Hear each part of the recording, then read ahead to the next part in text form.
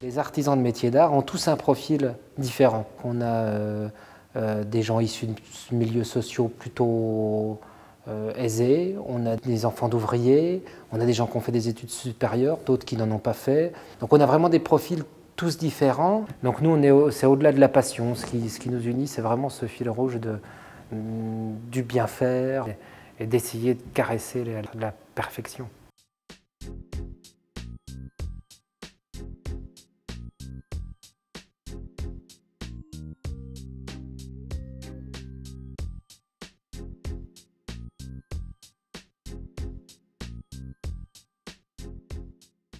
Ce métier qui est très écologique, tel qu'on le pratique, nous les artisans, contrairement à l'industrie du meuble ou à d'autres industries où ils gâchent, où ils consomment énormément un produit jetable, on va fabriquer un meuble, il dure au bas mot entre 150 et 300 ans. Un arbre il va me donner un mois et demi de travail. Je m'attache à justement reproduire la qualité de travail des pièces anciennes. Parfait, on ne peut pas faire un couteau parfait parce que sinon on arrête, on change de métier. Et alors il y a des fois où on se sent bien dans ce qu'on fait et là effectivement on ressent ce poids de nos prédécesseurs, enfin ce poids, cette sensibilité plutôt. Et c'est une continuité parce que quand on voit les travaux exécutés depuis, mettons, allez, on va très loin, depuis les pyramides en passant par les constructions romaines ou les cathédrales, franchement, mais ça aurait été bâclé, ce ne serait pas là. Enfin, il y a une satisfaction totale d'avoir créé un lustre de A à Z, d'avoir cherché à allier plusieurs matières, d'avoir voulu respecter un coût, d'avoir essayé de créer des nouvelles techniques. C'est une drogue en fait, c'est-à-dire que tant qu'on n'est pas satisfait, on retournera sur le chantier ou on finira le chantier, on ira jusqu'au bout.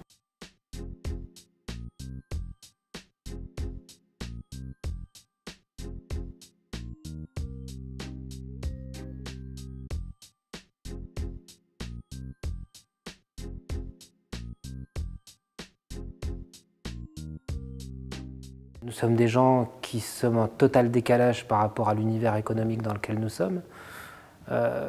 Pour nous, 35 heures, ça veut dire quoi? On ne travaille pas plus vite qu'au Moyen-Âge. Quelque part, tu te coupes du monde, donc tu te reconstruis un monde. C'est ce qui me plaît beaucoup dans le métier de l'artisanat. Je m'évade, je suis loin des contingences, par exemple, qui me pèsent lourdement dans ce système, c'est les contingences économiques. On fait une certaine mode, oui, ça c'est sûr. C'est-à-dire que sur un salon de couteaux artisanal, il y a pas mal d'industriels qui passent pour voir les nouvelles créations, se donner des idées. Pour revenir à l'exemple du Damas, quand on a commencé à reprendre cet acier qui est très ancien dans l'histoire de l'humanité, en quelque sorte, on s'est dit, ça c'est une super niche, parce que les industriels n'y arriveront jamais. Et en fait, ils ont réussi en 10 ans à développer des méthodes industrielles de fabrication de ces aciers-là. Non, moi je les vends 80 €, eux ils les vendent 40, j'en vends plus. Alors la seule chose qui joue en notre faveur, c'est que nous on peut compliquer les motifs du Damas, faire notre sauce à nous autour de ça. Des fois on ne fait pas assez par rapport à ce qu'il faudrait faire, mais bon, la mairie n'a pas forcément l'argent, enfin le commanditaire n'a pas forcément l'argent, donc on pallie à la catastrophe. Comme on cherche à faire mieux, on fait toujours plus. Voilà. Donc quand les gens ne commandent pas la totalité de ce que j'avais préconisé, on fait ce qu'ils ont demandé, puis on voit la fenêtre d'à côté. Alors on va quand même faire un petit truc avant de partir, parce qu'on va éviter qu'elle s'abîme de trop. On a du mal à faire comprendre la théorie de conservation, la théorie de réversibilité. Tout ça, ce sont des choses que les néophytes ont du mal à intégrer. Nos métiers d'ébéniste, qui est malheureusement, on est à la fin d'un cycle, on est une espèce en voie de disparition. J'espère qu'il en restera quelques-uns pour qu'au moment où ça va repartir, parce que là on est vraiment dans un creux. À une société, on revient toujours à la société, cette société de la rapidité du jetable, de l'acculturation. Dans nos métiers, il faut qu'on soit à la production, il faut qu'on soit à la gestion, il faut qu'on soit à la commercialisation. Et tout ça demande des compétences très larges. Alors les compétences techniques dans l'ensemble on les a, mais le reste, puis c'est pas forcément des choses qui nous passionnent, puisque on vient pas dans les métiers d'art pour faire le commercial. On vient dans les métiers d'art parce qu'on aime nos métiers et qu'on aime être à l'établi. On est artisan entier quand on gère son entreprise entièrement. Moi, normalement, les artisans ont une femme qui s'occupe de la paperasse. Ben, moi, je suis la femme de l'artisan.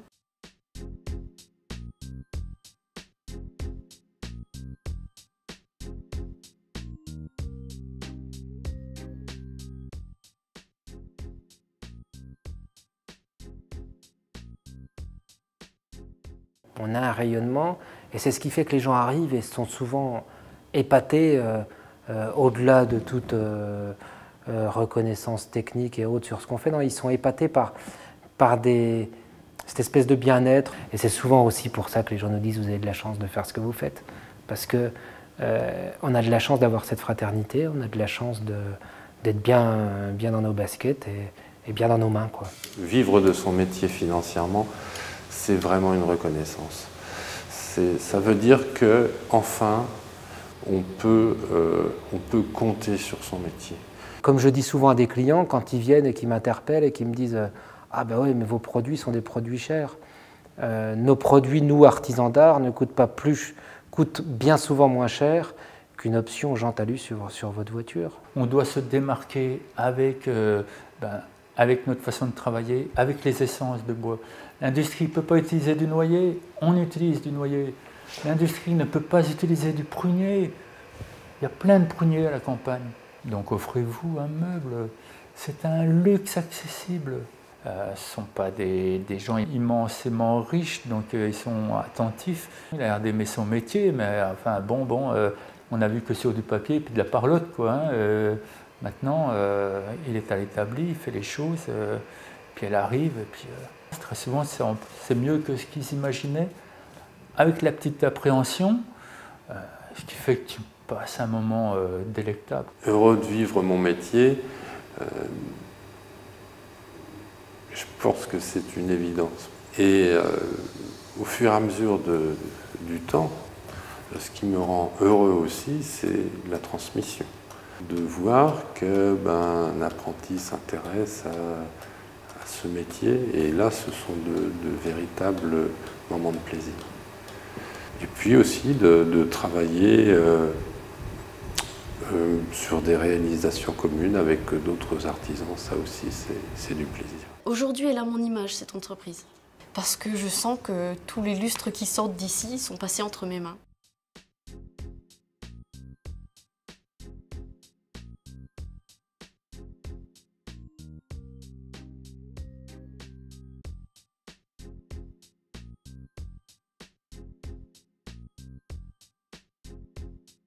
Les savoir-faire, on ne les sauve pas en les nommant patrimoine, entreprise du patrimoine vivant. Ça ne veut rien dire. S'il y a du travail, s'il y a un avenir, il y aura des structures qui se mettront en place. Il y aura de la formation sérieuse, parce que derrière, il y aura des emplois sérieux avec des entreprises qui seront solides. Il y a des gens qui sont des artisans connus, qui ont maintenant 75 ans, qui travaillent encore parce qu'ils ont des retraites d'artisans, qui sont des gens qui ont énormément de choses à apprendre aux autres et qu'on ne va pas chercher pour ce genre d'apprentissage, qu'on oublie dans leur coin, alors que bon, c'est les plus importants, puisque là on est dans une période charnière. C'est-à-dire qu'en fait, on a encore des artisans du XXe siècle qui ont les techniques et les savoirs du XIXe jusqu'au XVIIe, et on est en train de perdre tout ça. Quand ils veulent retransmettre, il n'y a personne en face pour leur dire « Ah bah attendez, on a des locaux aux normes à vous proposer où vous pourriez accueillir du public et faire de la formation. » Et là, il n'y a personne en face pour proposer ça. Aujourd'hui, on n'a plus enfin on a très ponctuellement des projets de création.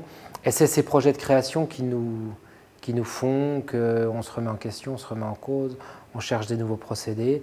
et on est en capacité de transmettre et on n'a pas à se vulgariser. C'est-à-dire que, alors ça va être un peu antinomique avec ce que je disais précédemment, qu'on a des soucis peut-être de marché, de travail, etc. Et que d'un autre côté, on ouvre difficilement nos portes. Après, ça ne nous empêche pas de sortir parce qu'il faut qu'on se montre et qu'on soit présent. Donc on va dans des grandes expositions qu'on peut appeler des fois des foires d'empoigne, hein. On ne fait pas encore les comices agricoles, mais bon, peut-être un jour. On ne reflète pas notre image dans ces lieux-là, parce qu'on a un stand qui n'est pas à la hauteur de la qualité de nos savoirs, parce que on est plus ou moins jeté en pâture comme ça, devant des marchands de fenêtres, devant d'autres gens comme ça. C'est pas notre place. C'est vrai qu'aujourd'hui, avec Internet, il est temps de s'y mettre.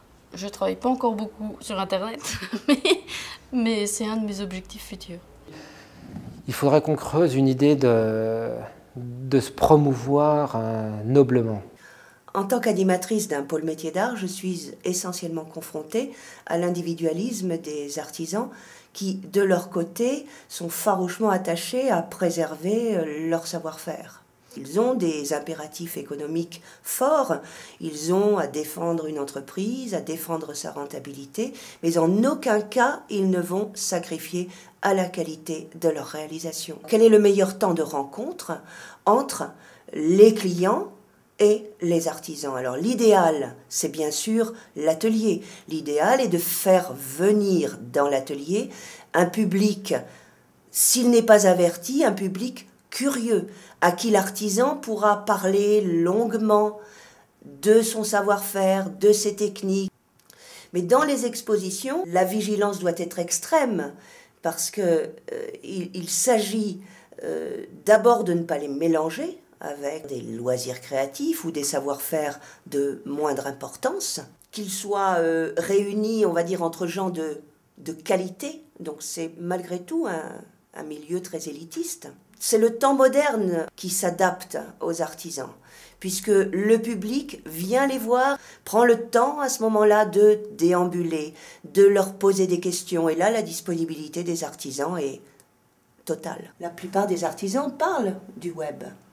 La plupart ont des sites internet, mais ils n'ont pas le temps de s'en occuper. Ils considèrent même que c'est une perte de temps de répondre à des clients qui vont avant tout chercher un prix. J'ai moi-même souhaité mettre en place un site collectif. Pourquoi ne pas mettre en commun les mails et faire des actions de promotion ensemble? Mais ça n'a pas fonctionné. Les artisans n'ont pas voulu partager leurs fichiers clients. De nouvelles solutions technologiques existent puisqu'il y a maintenant des plateformes web 2.0 qui permettent une mise en réseau extrêmement importante et notamment des plateformes qui sont extrêmement visuelles comme Pinterest par exemple. Alors j'ai mis en place un mur Pinterest pour des artistes en région et qui recueille l'adhésion de ces artistes parce que nous sommes dans une recherche d'esthétisme et une valorisation forte de leur production. J'acte comme curateur. Un curateur, c'est quelqu'un qui agit un peu comme un galliériste, qui sélectionne. Et tout va reposer sur la qualité de la sélection, sur la qualité des images, sur les textes bien sentis qui y seront apposés. Et ceci peut répondre aux soucis de qualité des artisans. De la fréquentation créée va naître des réépinglages, des personnes qui feront une communication et une publicité gratuite aux artisans, et puis qui créeront l'envie de les découvrir et de rentrer dans les ateliers. Compte tenu de l'évolution des technologies, je ne doute pas que nous aurons encore de nouvelles solutions qui vont s'offrir à nous pour assurer la promotion des artisans. Et sans doute le web peut réconcilier les cadres temporels. Le cadre temporel forcément lent de l'artisan qui donne du temps au temps pour fabriquer et le cadre temporel qui est le nôtre qui va très très vite.